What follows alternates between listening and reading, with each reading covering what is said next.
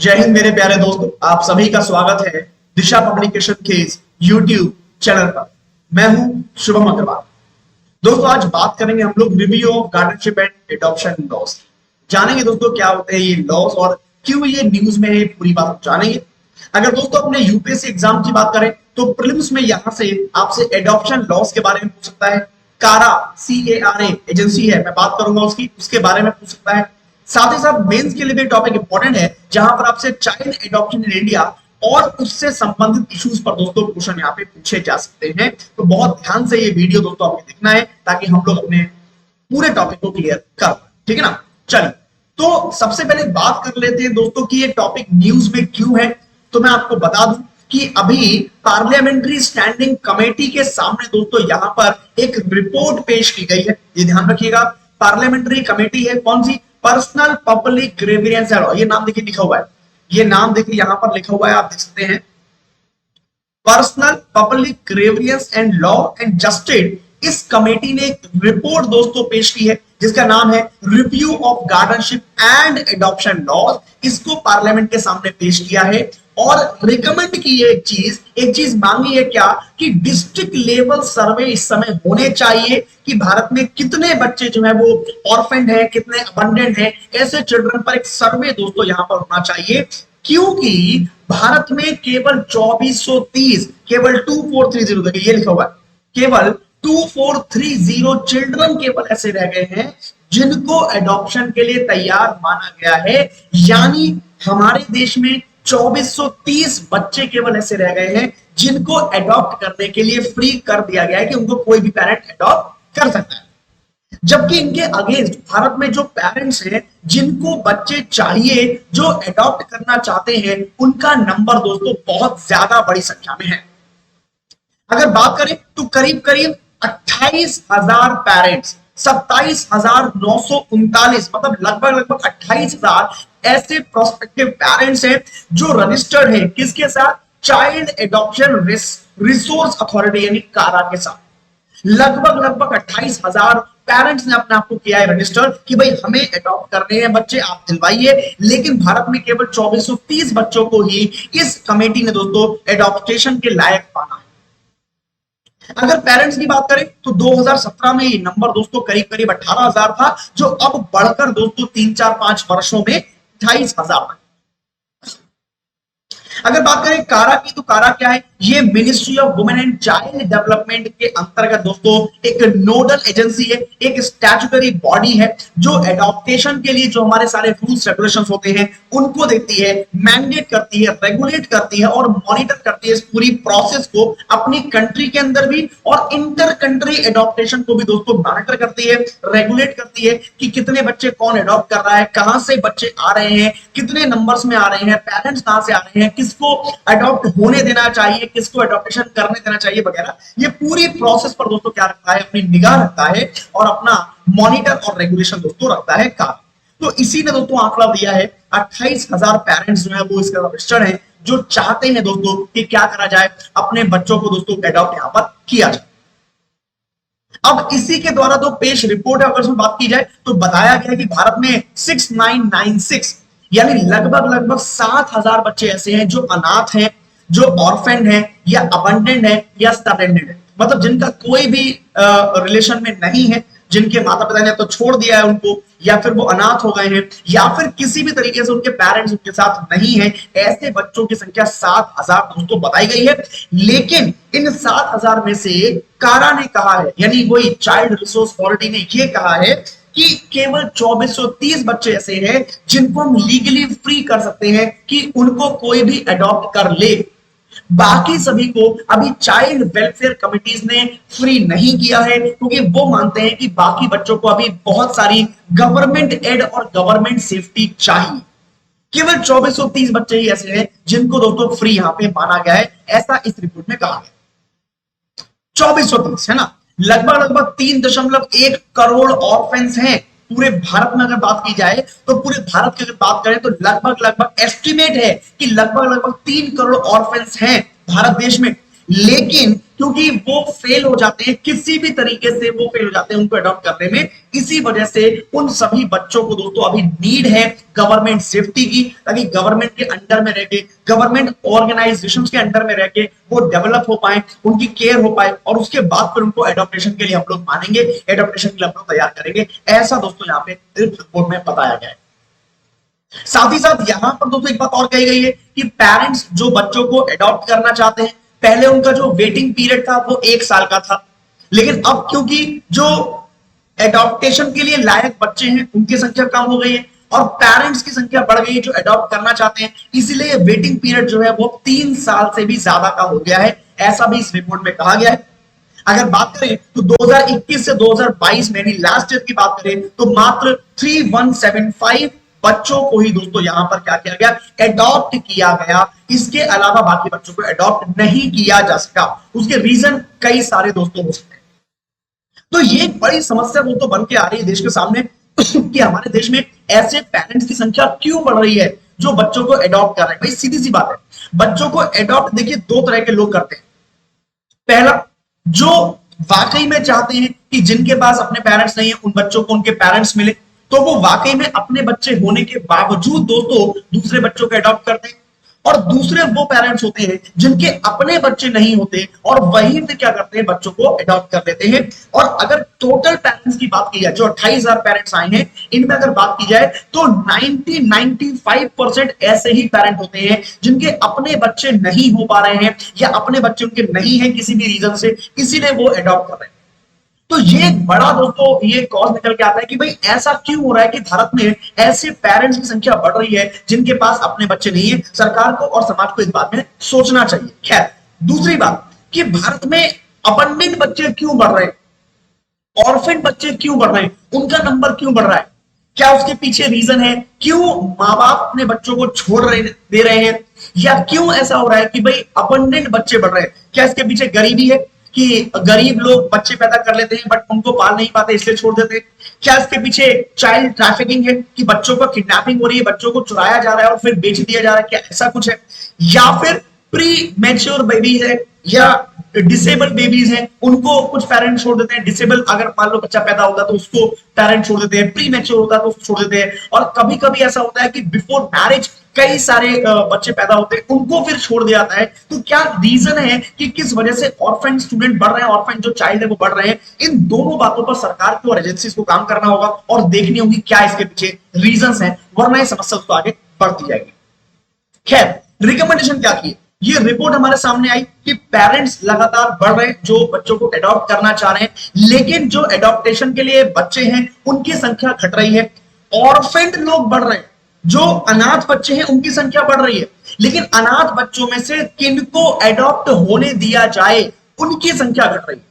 साथ ही साथ पेरेंट्स के नंबर बढ़ रहे हैं। तो ऐसे मामलों में क्या रिकमेंडेशन दिए इस कमेटी ने, वो भी मैं आपको यहां बता रहा हूं, आप ध्यान से देखिएगा। सबसे पहला कमिटमेंट था कि भाई डिस्ट्रिक्ट मजिस्ट्रेट जो है उनको हर डिस्ट्रिक्ट में क्या करना चाहिए, एक मीटिंग करनी चाहिए, एक मॉनिटरिंग पैनल बनाना चाहिए, ताकि ये इंश्योर किया जा सके कि कितने ऑर्फन और अबंडेंट चिल्ड्रन हैं जो सड़कों पर डिफरेंट काम करने के लिए मजबूर है। कोई भीख मांग रहा है या कुछ और काम कर रहा है या डिफरेंट काम कर रहे हैं, तो ऐसे बच्चे कहां से आ रहे हैं, कितने आ रहे हैं और ऐसे बच्चों की संख्या कितनी है जो यहां पर कर रहे हैं।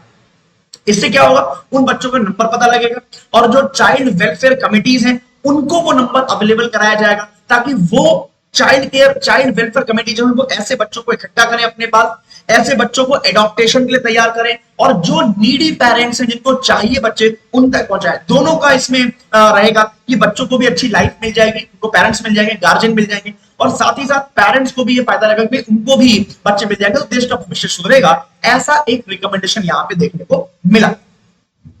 साथ ही साथ दूसरी बात भी है कि भाई ये बहुत जरूरी है कि केवल इस बात पे ना सोचा जाए कि भाई पेरेंट्स को बच्चे मिल जाए। हमें इस बात पे भी ध्यान रखना है कि ऐसे पेरेंट्स को हम बिल्कुल भी वहां पे अवॉइड करें जो बच्चों को सेफ्टी नहीं दे पा रहे। समझ रहे?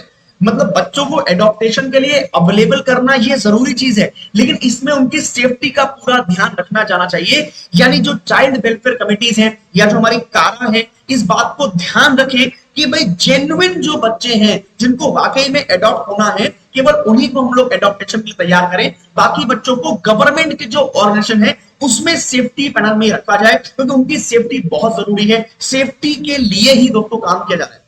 अगर उनको एडॉप्टेशन के लिए दिया जा रहा है तो वो भी उनके सेफ्टी के लिए ही दिया जा रहा है। इसका मतलब ये बहुत जरूरी यहां पर होगा कि भाई जितना यहां पर एडॉप्ट होने हैं या जितने बच्चे यहां पर एडॉप्ट किए जाने हैं, वो सारे बच्चे जो हो वो अपनी सेफ्टी को पहले देखना होगा, है ना, तभी उनको एडॉप्टेशन के लिए यहां पे हमें तैयार करना होगा। ये दूसरा रिकमेंडेशन यहां पे दिया गया। इसके अलावा यहां पर एक बात और की गई कि भाई जो कस्टोडियल नीड है, तो ऐसी चीजों पर दोस्तों जो बच्चों के अधिकार हैं उनको देखा जाए। मतलब अगर मान लीजिए कोई फैमिली किसी बच्चे को एडॉप्ट कर रही है, तो उसके फूड, उसके शेल्टर और उसके राइट्स का कभी भी एक्सप्लॉइटेशन ना हो।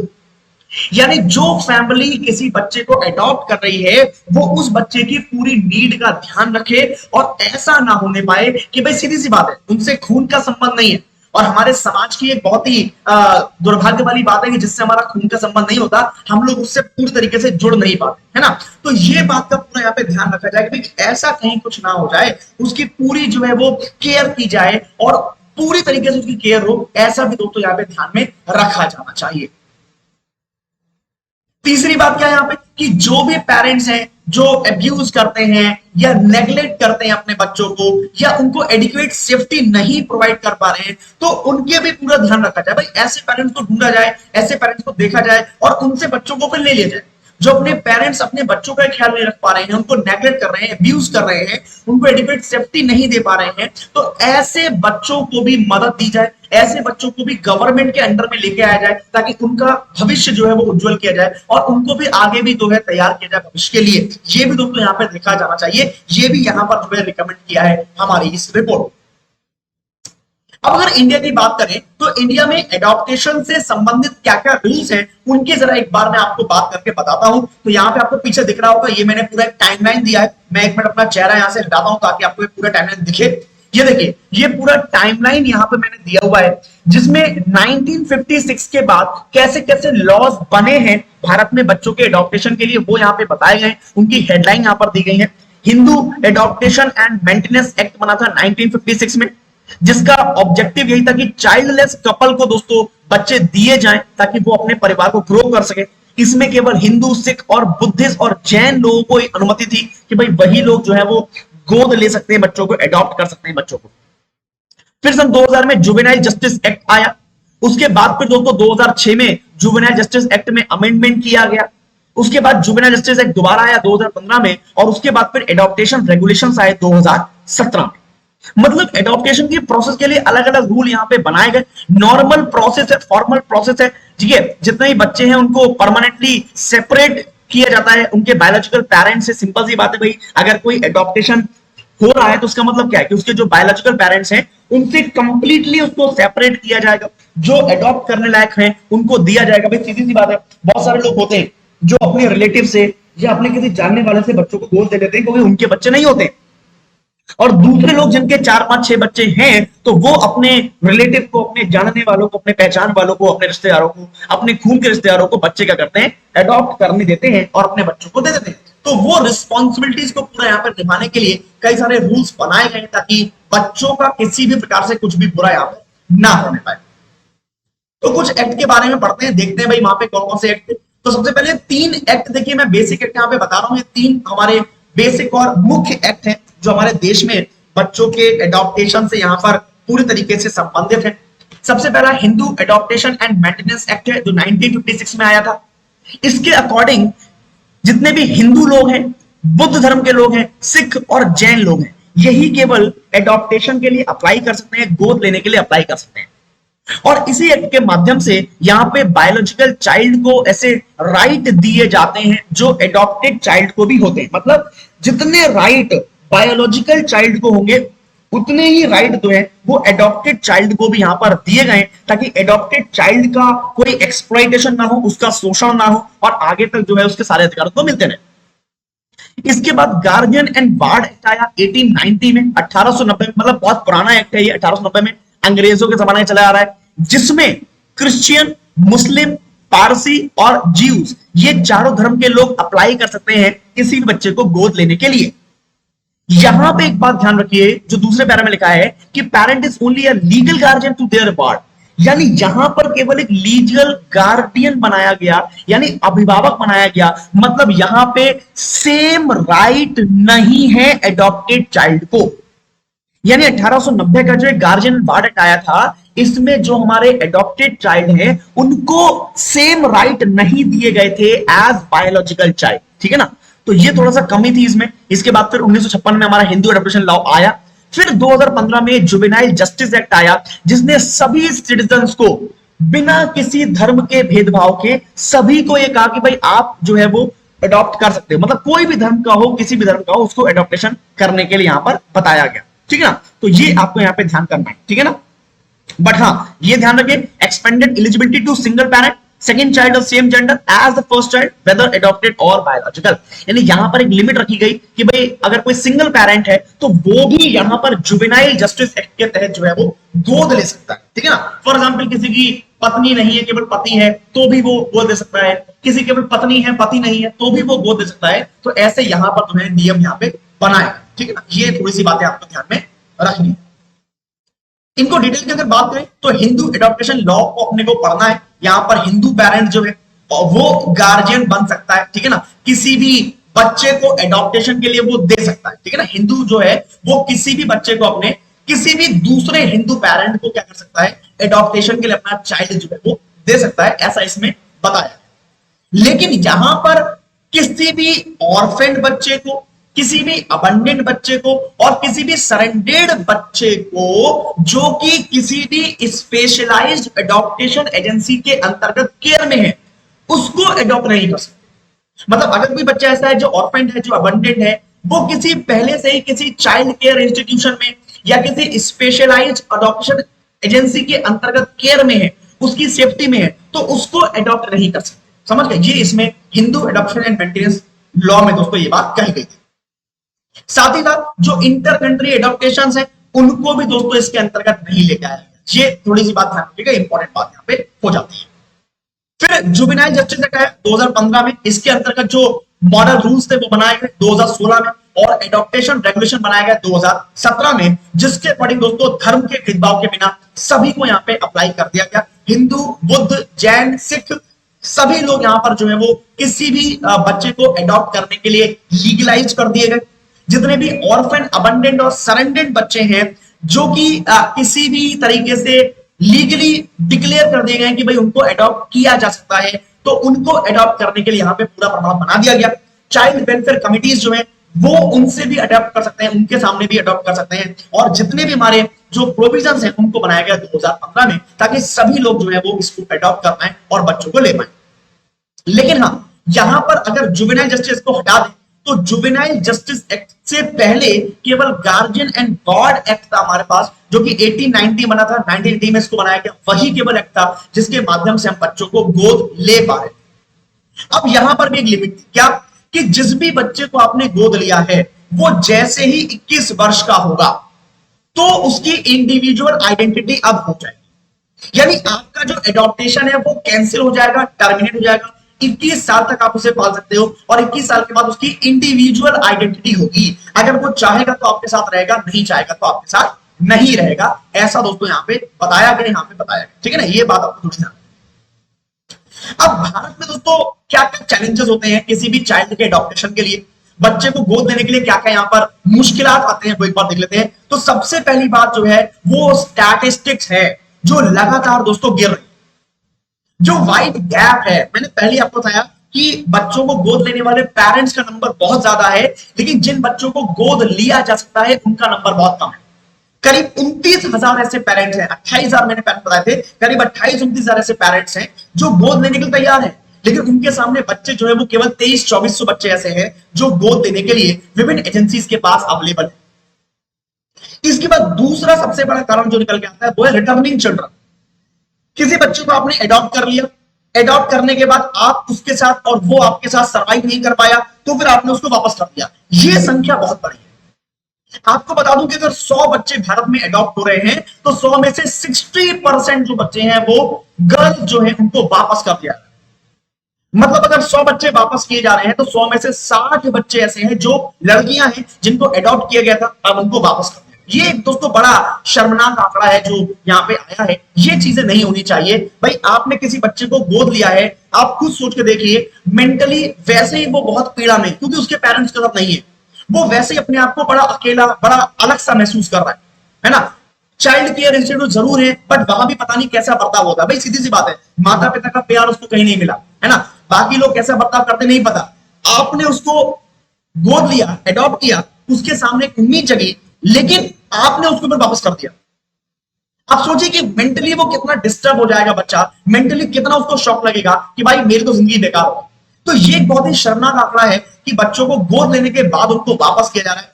24% ऐसे बच्चों को वापस किया जा रहा है जो स्पेशल है, मतलब उनको, उनके साथ कोई स्पेशल प्रॉब्लम है ना। मतलब वो मेंटली थोड़े से हो सकता है इल हो या कुछ और प्रॉब्लम हो, तो ऐसे बच्चों को तो और ज्यादा केयर की जरूरत है। 24% बच्चे ऐसे हैं जिनको स्पेशल नीड्स की वजह से उनको वापस कर दिया रहा है। तो ये बहुत बड़ा रीजन है जिसकी वजह से डिस्क्रिप्शन दोस्तों बन रहे हैं। डिसेबल्ड चिल्ड्रन जो है उनको पेरेंट्स नहीं मिल पा रहे हैं, वो लंबे समय तक एडजस्ट नहीं कर पा रहे हैं। और यहां देखेंगे तो यहाँ पे नंबर्स में महाराष्ट्र सबसे ऊपर है ऐसे बच्चों को वापस करने में, कर्नाटक, उड़ीसा, मध्य प्रदेश और दिल्ली, यहाँ पे सबसे ज्यादा बच्चों को दोस्तों वापस यहाँ पे किया गया है, इनको वापस दोस्तों कर दिया गया। तो ये एक बड़ा नंबर दोस्तों निकल के यहाँ पे सामने आया है। इसके अलावा करें डिसेबिलिटी एंड एडॉप्शन, ये एक बहुत बड़ा नंबर दोस्तों है।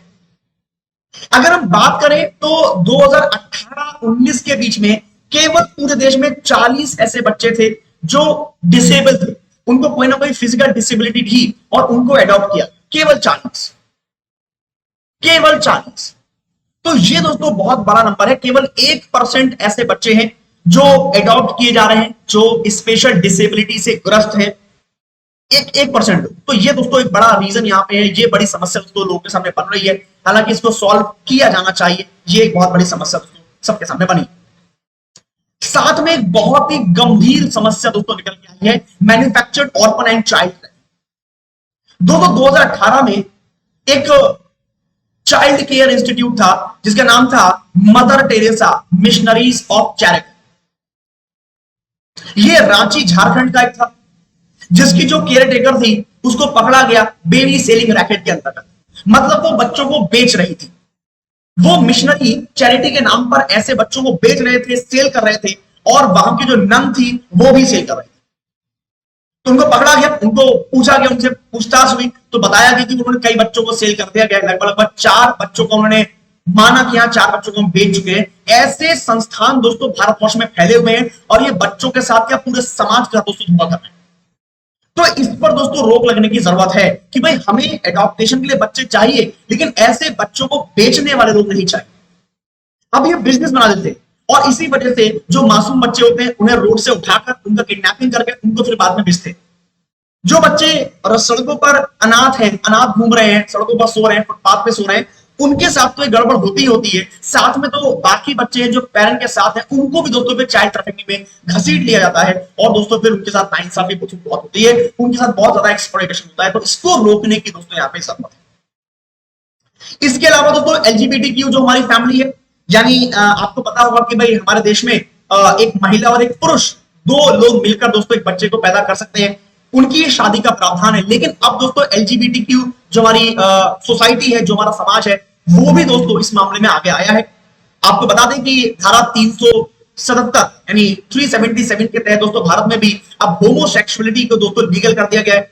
यानी 2 पुरुष या 2 महिलाएं आपस में विवाह कर सकते हैं, आपस में शादी कर सकते हैं, और फिर दोस्तों सीधी सी बात है कि नेचुरली तो उनको चिल्ड्रन नहीं मिलेंगे, तो उनको भी दोस्तों अडॉप्ट करने पड़ेंगे।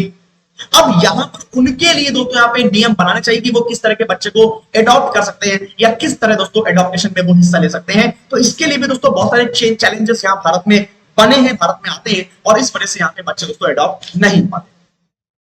खैर, पूरी बात क्या है कि सरकार को इसमें बहुत काम करना है। सबसे पहले अबंडेंट बच्चे क्यों बढ़ रहे हैं, इस पर ध्यान देना है। पेरेंट्स ऐसे क्यों बढ़ रहे हैं जिनको गोद देने वाले बच्चे चाहिए। चाइल्ड ट्रैफिकिंग को रोकना होगा, और तमाम तरह के और भी काम दोस्तों भारत सरकार करने होंगे। अगर भारत सरकार इसमें कामयाब हो जाती है, तब दोस्तों ये समस्या हमारे सामने से मिटेगी। ठीक है ना। चलिए, तो उम्मीद है कि ये लेक्चर पूरा आपको समझ में आया होगा। ऐसे ही और लेक्चर आपके लिए लेके आता रहूंगा। अभी के लिए फिलहाल मैं आपसे विदा लेता हूं। आप सभी लोग खुश रहिए, सुरक्षित रहिए, स्वस्थ रहिए, हमेशा ऊर्जाओं से भरे रहिए और आलस से बिल्कुल दूर रहिए। साथ ही साथ अगर आप चाहते हैं कि आपके जीवन में आनंद बना रहे तो अपने माता पिता का कहना जरूर मानते रहिए। आप सभी को नमस्कार, आप सभी को जय हिंद।